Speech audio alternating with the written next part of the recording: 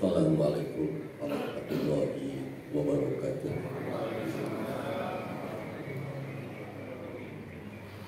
Alhamdulillah alladzi allama baina qulubina asbahna bi ni'matil ikhwan. Asyhadu an la ilaha illallah wahdahu la syarika lah. Asyhadu anna Muhammadan abduhu wa rasuluhu la nabiyya ba'dahu. Allahumma salli ala Muhammadin wa ala alihi wa ashabihi wa man sara ala nahjihi ila yaumil qiyamah. A'udzu billahi minasy syaithanir rajim. Bismillahirrahmanirrahim. Ya ayyuhalladzina amanu taqullaha haqqa tuqatih wa la tamutunna illa wa antum muslimun. Ya ayyuhan nasu taqu rabbakum alladzi khalaqakum min nafsin wahidah wa khalaqa minha zawjaha wa batha minhuma rijalan katsiran wa nisaa'a wattaqullaha alladzi tasaaluna bihi wal arham innallaha kana 'alaykum haqima. Ya ayyuhalladzina amanu tubu ilallahi taubatan nasuha al-ayat. Hadirin jamaah salat subuh yang muliakan Allah Subhanahu wa taala. Kita sebagai manusia yang beriman, yang yakin dengan arkanul iman yang 6, pasti banyak kesalahan, pasti punya kesalahan, pasti punya dosa. Sekalipun kita bisa meninggalkan dosa besar, pasti dosa kecil itu ada. Tidak ada manusia yang dimaksud selain Rasul. Jadi tidak ada sehebat apapun, sealim apapun, tidak ada yang dimaksud kecuali Rasul. Jadi dosa itu pasti ada. Allah sudah mengingatkan Al-Quran surat An-Najm ayat 32. An-Najm ayat 32. Jangan kalian merasa suci. Jadi jangan kalian merasa diri suci. Jadi Allah menyebutkan, mengingatkan kepada kita agar kita hati-hati, sehingga kita selalu waspada, selalu tobat kepada Allah. Jadi tobat itu bukan harus kafir dulu. Sekelas Rasul saja tobatnya luar biasa. Istighfarnya itu 70 kali, 100 kali setiap hari. Itu sekelas Rasul. Padahal Rasul itu dimaksud terjaga dari salah, terjaga dari maksiat. Dan mustahil Rasul itu maksiat. Jika ada orang yang berani mengatakan bisa saja Rasul maksiat, itu orang nggak benar. Jadi kalau Rasul itu dimaksud terjaga dari salah, terjaga dari dosa, terjaga dari maksiat. Oleh itu marilah kita sama-sama, sekarang tanggal 22 ya, bulan Muharram 1440 Hijriah. Masih bulan Muharram, bulan yang diistimewakan. Ada 4 bulan yang istimewa, salah satunya adalah bulan Muharram. Jadi kalau kita melakukan kebaikan, Allah lipatkan dibandingkan bulan lain. Tapi kalau kita maksiat, kita dosanya berlipat juga. Hadirin jemaah subuh muliakan Allah Subhanahu wa taala. Kalau kita merujuk kepada kitab Riyadhus Shalihin bab tobat, tobat itu bisa diterima oleh Allah jika dosa dengan Allah sebesar apapun dosa itu, ya, sebesar apapun dosa itu, kalau tobat Allah menerima. Cuma syaratnya ada 3 terkait dosa manusia dengan Allah. Pertama adalah ayyub li'a anil maksiati, harus berhenti dari perbuatan maksiat. Kalau bajingan ya bajingan, preman, tobat diterima, ya terima. Koruptor, tobat diterima. Cuma kalau koruptor, tobatnya nanti ada kaitan dengan hak manusia. Nanti ada yang keempat syarat.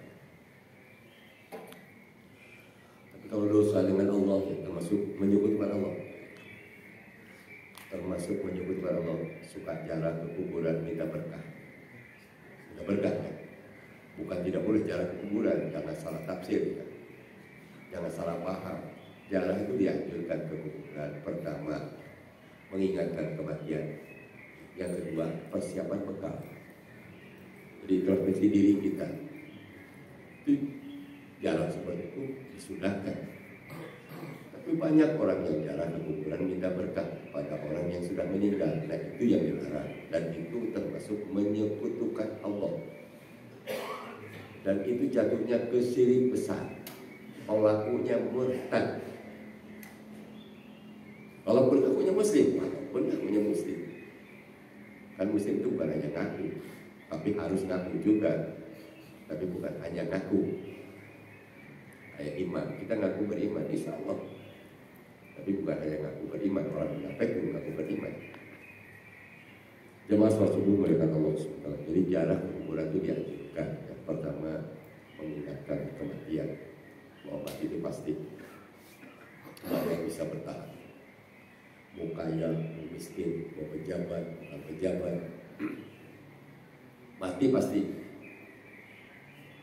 Ya, mati itu udah pasti. Itu sunatullah.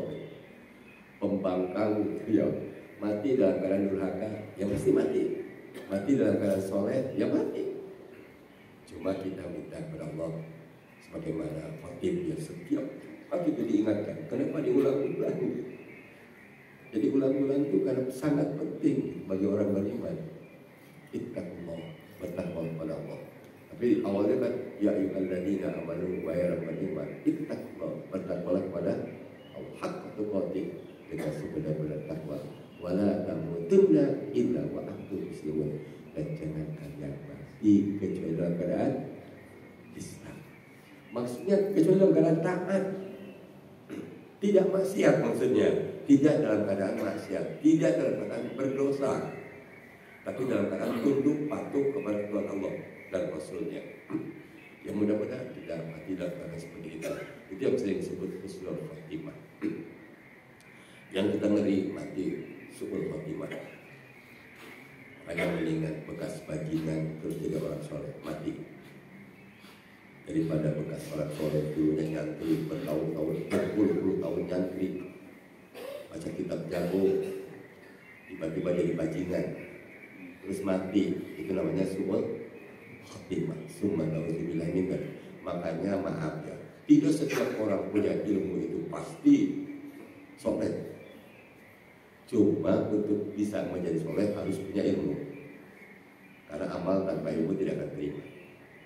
Tapi kalau hanya ilmu semata-mata, iblis juga cerdas. Jangan dikira kalau iblis itu tidak pintar. Iblis itu cerdas, tapi karena dia menolak perintah Allah, maka dibilang kafir. Jadi jangan, iblis itu percaya dengan Allah, oh sangat percaya. Saking percayanya, iblis itu Allah itu hanya Maha Esa. Hanya Maha Esa. Makanya ada orang yang menafsirkan, iblis itu bertauhid, itu ngaco juga. Itu aliran sesat. Ada yang mengatakan berani begitu. Iblis itu saking bertauhidnya, dia tidak mau sujud kepada Adam. Padahal sujud di situ menghargai, menghormati Adam sebagai manusia, sebagai makhluk Allah, sebagai khalifah di muka bumi. Bukan menyembah dalam arti sujud di situ menyembah, bukan. Nah itu jangan salah tafsir, sesat juga. Kita ini kan ngakunya Ahlussunnah wal Jamaah. Kita ini Ahlussunnah wal Jamaah. Ahlussunnah wal, bukan Ahlul Bid'ah wal Gagabah. Beda. Ahlussunnah wal Jamaah dengan Ahlul Bid'ah wal Gagabah. Tahu Gagabah? Jadi kita ini Ahlussunnah wal Jamaah. Kita bukan Khawarij, bukan Mu'tazilah, bukan Syiah gitu kan, bukan Murji'ah gitu kan. Bukan apa lagi? Yang masa bodoh itu, pokoknya Allah telah menciptakan kita ini kayak robot. Kita mau masuk surga, masuk neraka, kita beramal tidak beramal tetap aja kata Tuhan Allah. Itu paham apa namanya? Paham apa namanya? Paham apa namanya? Jabariyah 100. Paham Jabariyah. Jadi kalau Jabariyah itu mau berbuat, tidak berbuat, mau kafir, mau muslim, pokoknya Allah sudah nentuin. Jadi orang kafirnya bisa aja masuk surga. Subhanallah ini. Dan ini pemahamannya Ahlussunnah wal Jamaah. Makanya Rasulullah mengingatkan kepada kita, Inna bani Israila tafarraqat ala snataini wa sab'ina millatan wa tafarraqat ummati ala salasina wa sab'ina millatan kulluhu finnar illa millatan wahidatan. Qala man hiya ya Rasulullah? Qala ma ana alaihi wa ashabi wa fi riwayatin wahidatin bil jannati ya al jamaatu. Hadisnya sahih. Kalau ada yang berani membantah hadis itu berarti aliran sesat.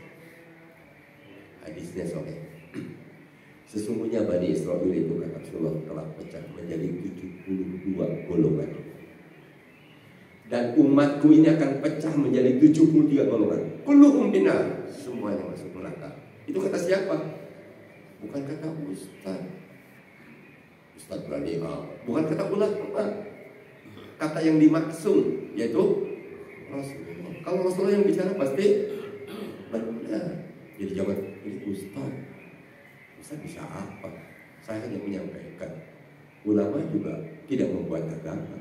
Rasul pun tidak membuat agama, tapi berdasarkan wahyu. Wa ma yantiqu 'anil hawa in huwa illa wahyun yuha. Jadi apapun yang disampaikan Rasulullah, diucapkan Rasulullah, itu semata-mata karena wahyu dari Allah. Jadi kata Rasulullah itu ini wahyu, hadis itu wahyu. Makanya kalau ada orang yang menolak hadis, menolak sunnah, batal nggak sadar? Batal nggak sadar?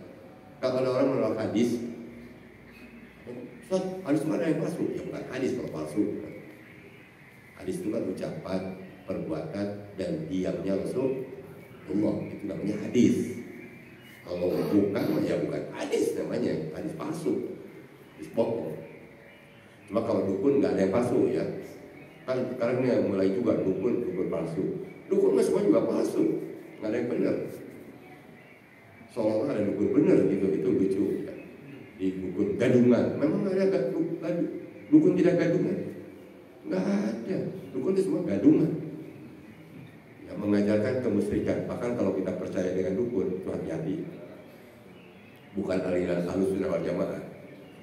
Jadi jangan ngaku Ahlussunnah wal Jamaah, tapi datangnya kalau ada masalah ke dukun, ke paranormal. Hati-hati, itu bukan Ahlussunnah wal Jamaah.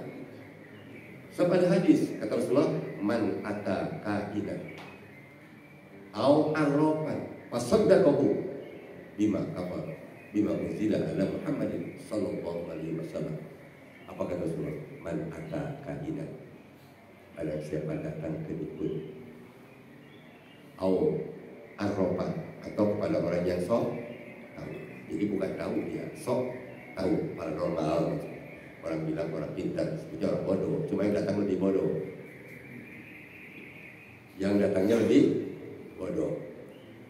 Kan Abu Jahal tuh, Abu Jahal tuh orang cerdas nggak? Tapi kenapa dibilang bodoh? Tidak percaya dengan Quran Sunnah.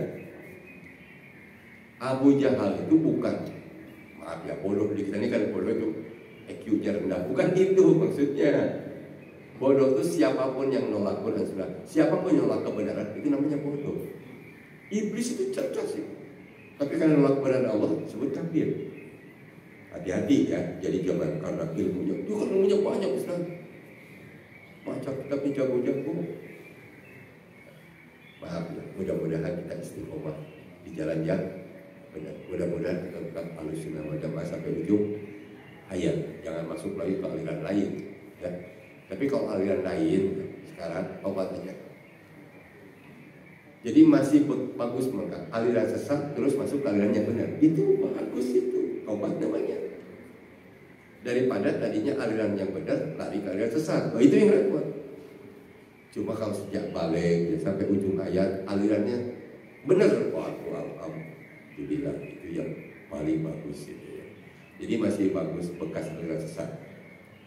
Ya, kembali ke jalan yang benar daripada tadinya di jalan yang benar masuk ke jurang, ke aliran sesat. Itu tidak mustahil, nggak ada yang mustahil. Makanya kita kalau muji orang itu kalau sudah mati teruji dia, kalau masih hidup bisa berubah. Jadi sekali lagi, kalau masih hidup itu bisa berubah. Kalau sudah meninggal itu jelas kelihatan sekali dia husnul khotimah atau su'ul khotimah. Kan Allah juga memberikan tanda-tanda. Jadi jangan begini, jangan husnul itu besar. Jika ini kan banyak firman-firman Allah, husnul tidak boleh.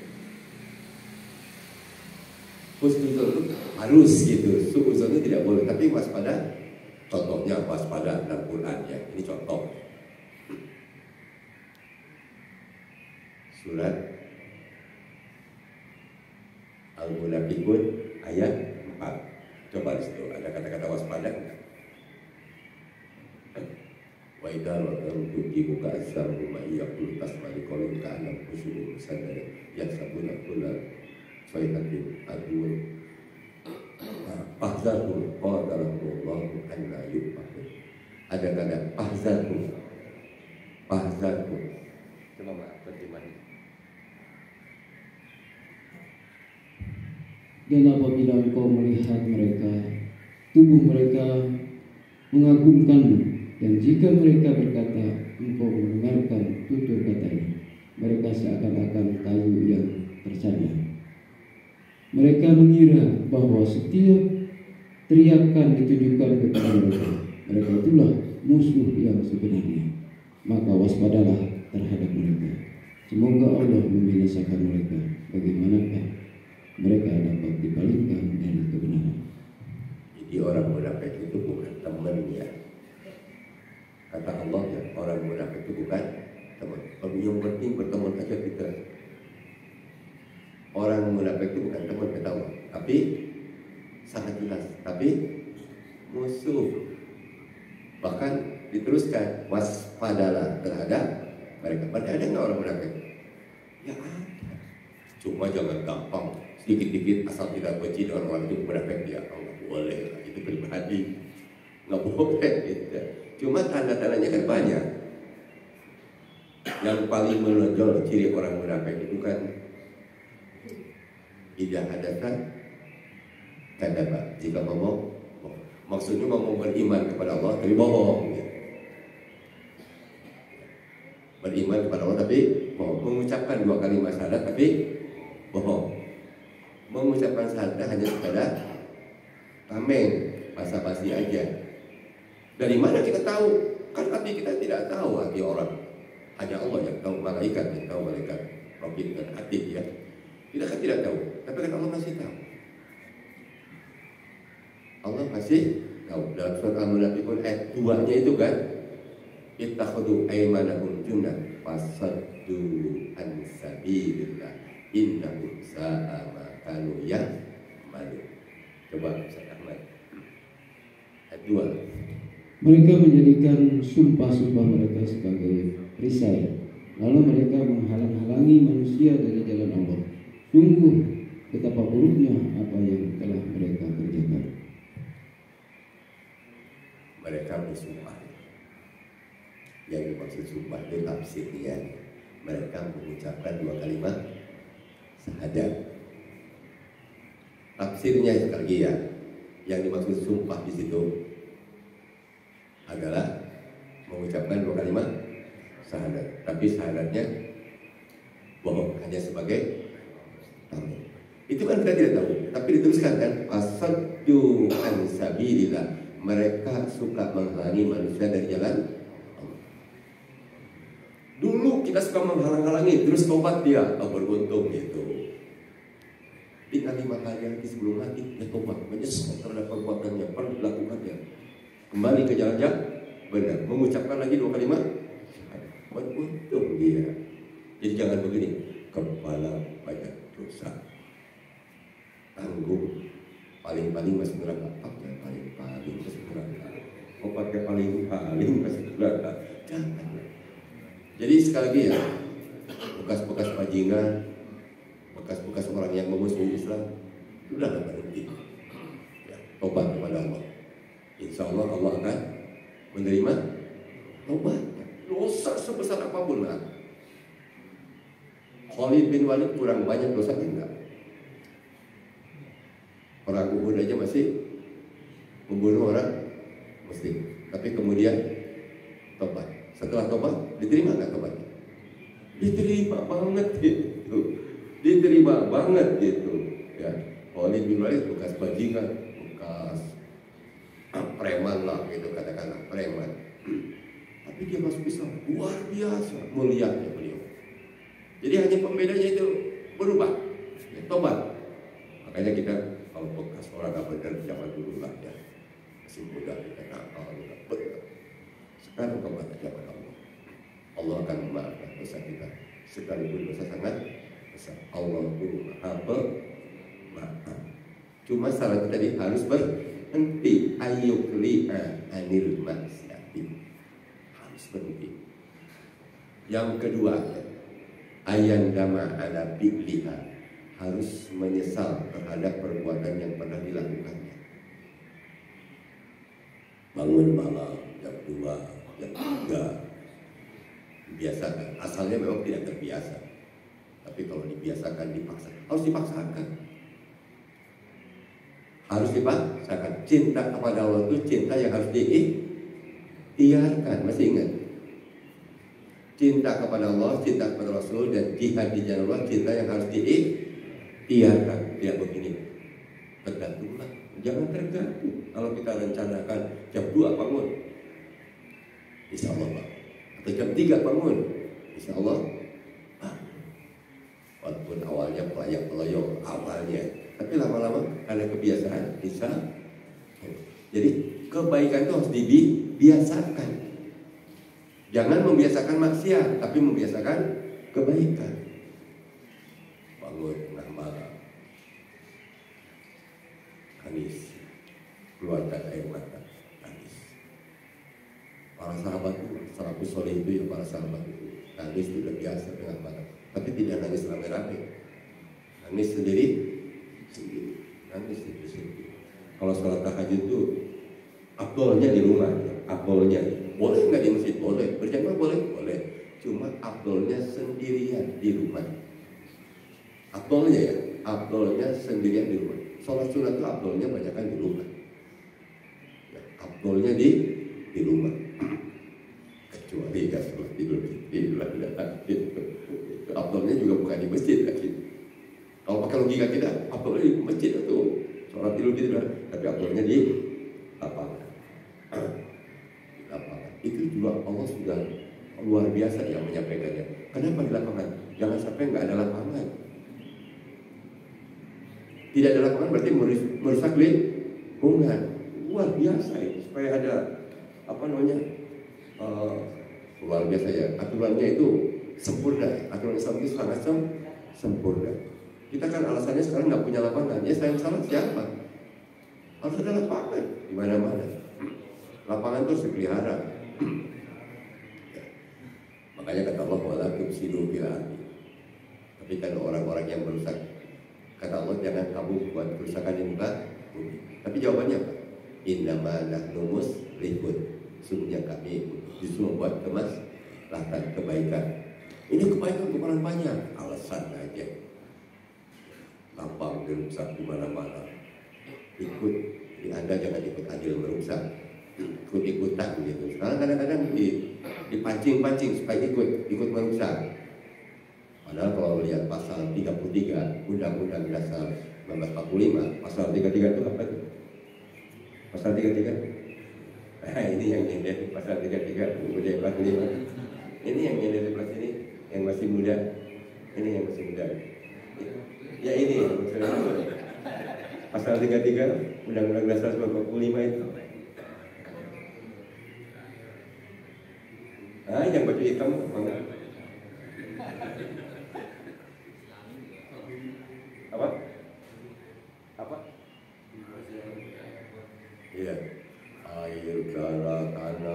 semuanya harus dikuasai oleh negara untuk kemakmuran sebesar-besarnya kemakmuran, bukan oleh swasta, bukan oleh perorangan, bukan tidak boleh, nggak boleh.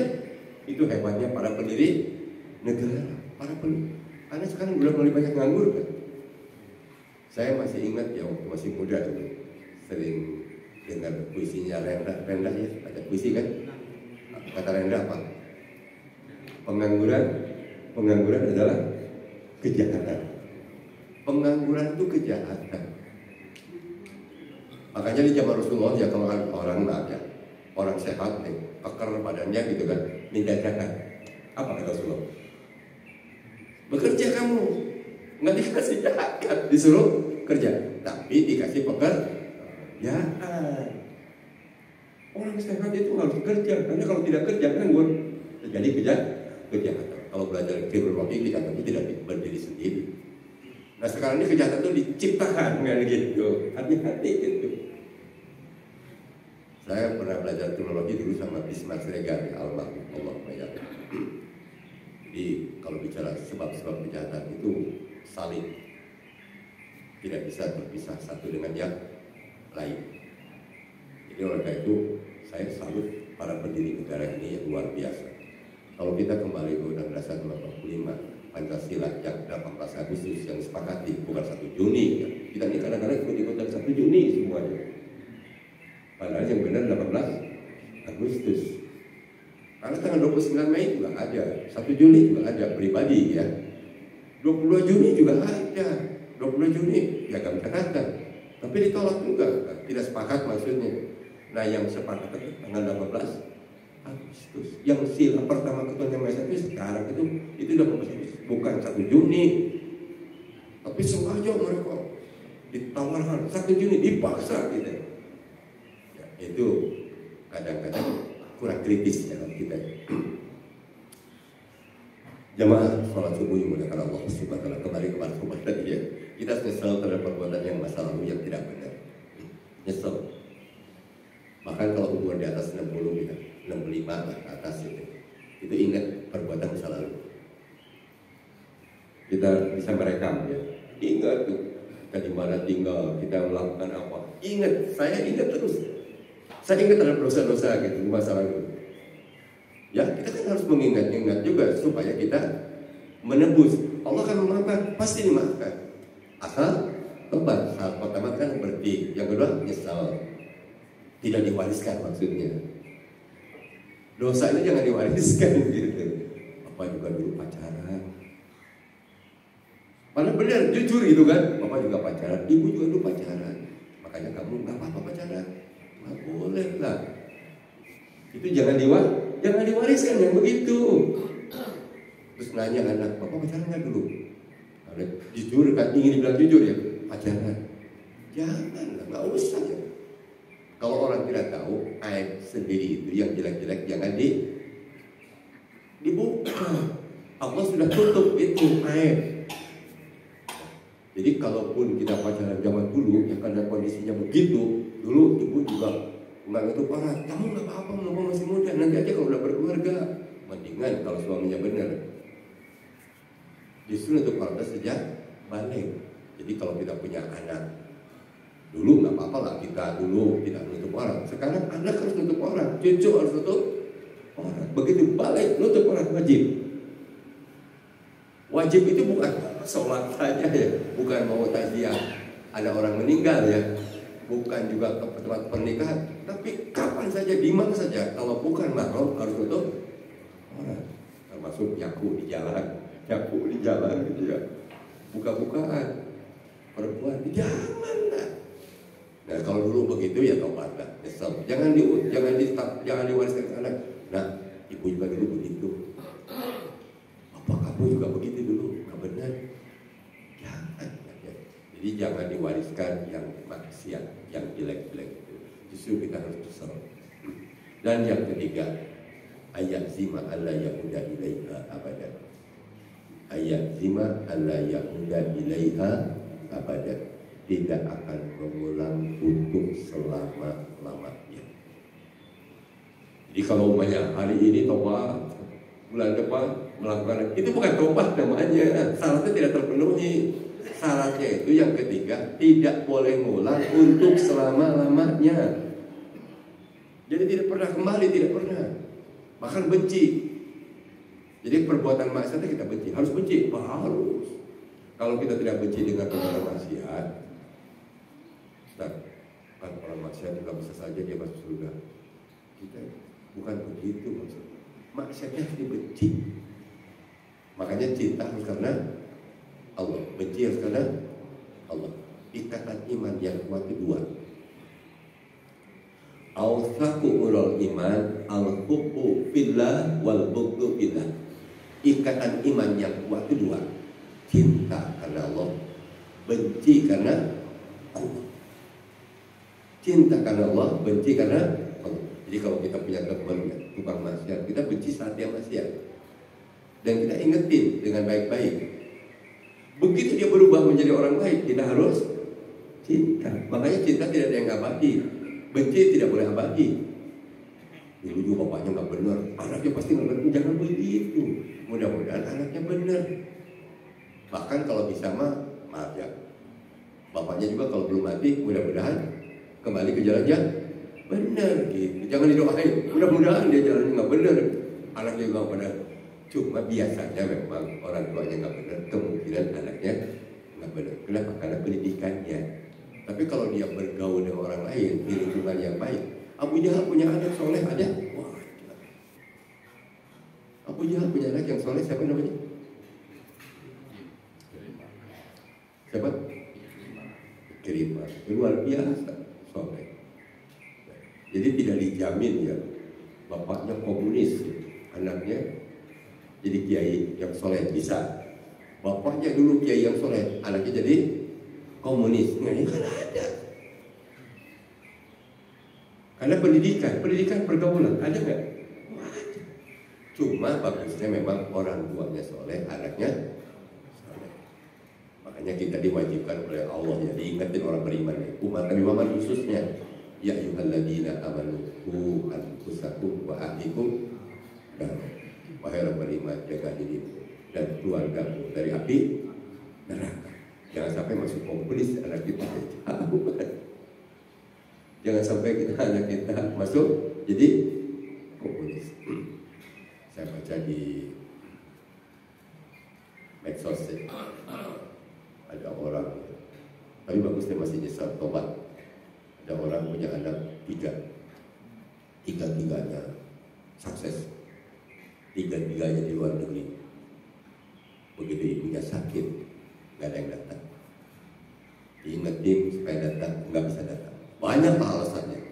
Ya kalau orang sudah sibuk gitu kan dengan dirinya, ya udah nggak bisa datang. Begitu mati ibunya, nggak datang juga. Apa yang terjadi? Si bapak itu nyesel salah mendidik. Ternyata pendidikan agamanya tidak ada. Yang penting sukses itu bisa baik, bisa jadi pejabat.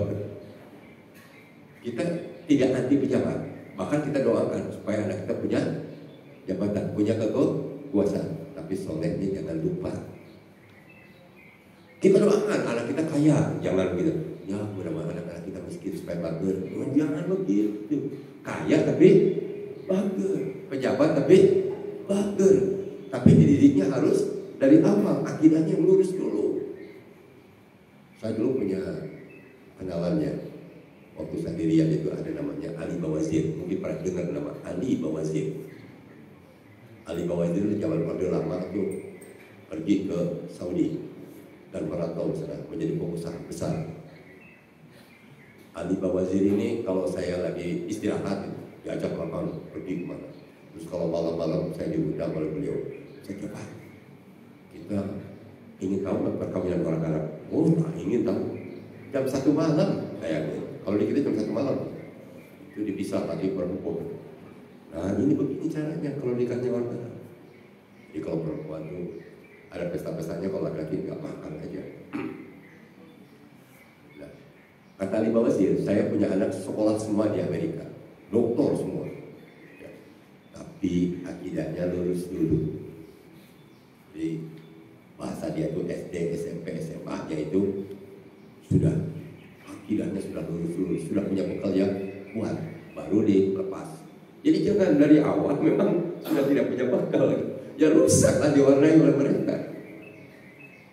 Makanya sekarang wa tadu'an kal yahud walan nasara hatta tatabiyatu sudah terwujud sekarang. Di zaman sekarang ini sudah semakin nampak, karena terlalu canggih sekarang ini ya. Jadi ketahuan ya orang siapa yang masuk jalur sana, jalur sini. Kalau dulu kan kita nggak tahu. Ya. Jadi dengan terlalu canggih ini sebagai syarat jangan anti teknologi ya, jangan anti dengan HP. Habis ya HP melulu, kalau punya baca Quran. Jangan disalahin HP-nya, TV, jangan disalahin TV-nya. Bahkan kalau bisa itu jangan begini, maaf ya. Saya tidak melarang untuk belajar memanah. Saya tidak melarang belajar berkuda. Itu olahraga bagus, konsentrasi. Tapi jangan kita melawan musuh dengan kuda dan panah. Itu bukan zamannya. Yahudi mah senang aja itu, ya kan? Kalau belajar memanah bagus. Makanya kalau maaf ya, kalau ibadah ritual dengan ibadah non ritual itu berbeda. Seorang ulama pernah menyampaikan begini.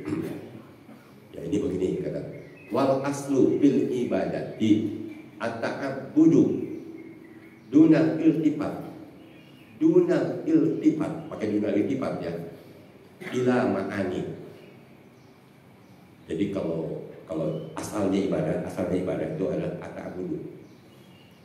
Apanya? Kepasahan yang total, kepatuhan yang total. Tidak usah mencari rahasia-rahasia yang tidak usah. Seperti sholat maghrib 3 rakaat, kenapa? Nggak usah pakai kenapa. Nggak usah pakai kenapa. Sholat subuh 2 rakaat, nggak usah pakai kenapa. Nggak usah. Itu ya ikutin aja, taati aja. Tapi kalau ibadah non ritual itu kata ulama luar biasa pintar, cerdas. Wafil adati al iltifatu ilal asrori wal hikami wal maqasidi. Itu kata ulama. Ini ulama beneran, bukan ulamaan. Jadi kalau bukan ibadah ritual seperti tadi memanah, itu kan ibadah, tapi bukan ritual kan? Pakai kuda ibadah kan, tapi bukan ritual. Itu harus dipertimbangkan rahasia-rahasianya, hikmahnya, dan tujuan maksudnya. Makanya kalau masalah sarana, ini sarana ya, itu kan sarana ya. Sarana itu harus sesuaikan dengan zamannya masing-masing. Jadi jangan begini, sarana kembali ke zaman dulu, nggak bisa. Agama disesuaikan dengan zamannya, kacau itu. Makanya ada agama Islam Nusantara, padahal yang benar Nusantara yang Islam. Orang Arab penjajah. Yang penjajah dibilang bukan penjajah, yang penjajah dibilang bukan, kan kacau ini. Itulah fitnah yang luar. Datangnya bukan dari mulut orang awam, dari mulut orang yang punya ilmu. Kacau. Makanya ilmu yang begitu ilmu yang tidak manfaat, ilmu yang hanya mencari duniawi saja, dan itu tempatnya di neraka kalau dia tidak tobat. Ini kita bahas tobat. Mudah-mudahan doakan kita, mudah-mudahan dia kembali ke jalannya. Doakan supaya kembali ke jalannya. Jadi kalau dia kembali ke jalan benar, kita harus cinta lagi. Jangan begini, dulu juga nggak benar. Alhamdulillah kalau kembali ke jalan yang benar. Dulu tidak pernah sholat, sekarang sholat. Alhamdulillah. Dulu suka berkunjung ke dukun, ke paranormal, sekarang tidak lagi dia tobat, mengucapkan doa. Kita harus suka. Makanya kembali tadi, tobat itu saatnya tidak diulang selama-lamanya. Mudah-mudahan kita ini termasuk orang-orang yang dianugerahi Allah yang sehat walafiat, dianugerahi oleh Allah itu ridho, rahmat, sehingga kita di ujungnya husnul khotimah. Dan mudah-mudahan kita supaya bisa husnul khotimah bergaulan dengan orang-orang yang soleh. Karena pergaulan itu pengaruhnya sangat besar. Orang yang tadinya baik, tapi karena mayoritas bergaul dengan orang tidak baik, maaf ya. Kalau orang sering bergaul dengan orang Muslim, dengan orang Yahudi, kalau baca hadis-hadisnya sahih. Kalau Anda nyaman duduk-duduk dengan orang musyrik, bukan dakwah ya, kalau dakwah nyaman duduk dengan orang musyrik, bergaul dengan mereka nyaman, kamu seperti mereka, hati-hati. Tapi kalau dakwah, ya kepada siapapun dakwah, maaf ya, kepada bajingan ya dakwah harus, kepada orang musyrik, Rasulullah dakwah kepada orang musyrik. Ya, kalau orang musyrik kayak begini, namanya bukan, maaf ya, pembinaan. Kalau bahasa kerennya tarbiyah, gitu kan, tarbiyah atau taklim kan gitu kan. Nah, jadi kita kembali ke jalan yang benar. Mudah-mudahan kita juga termasuk, yang saya sendiri termasuk, yang mudah-mudahan Allah merahmati kita sehingga kita tidak melenceng sampai ujung hayat. Berapa menit lagi?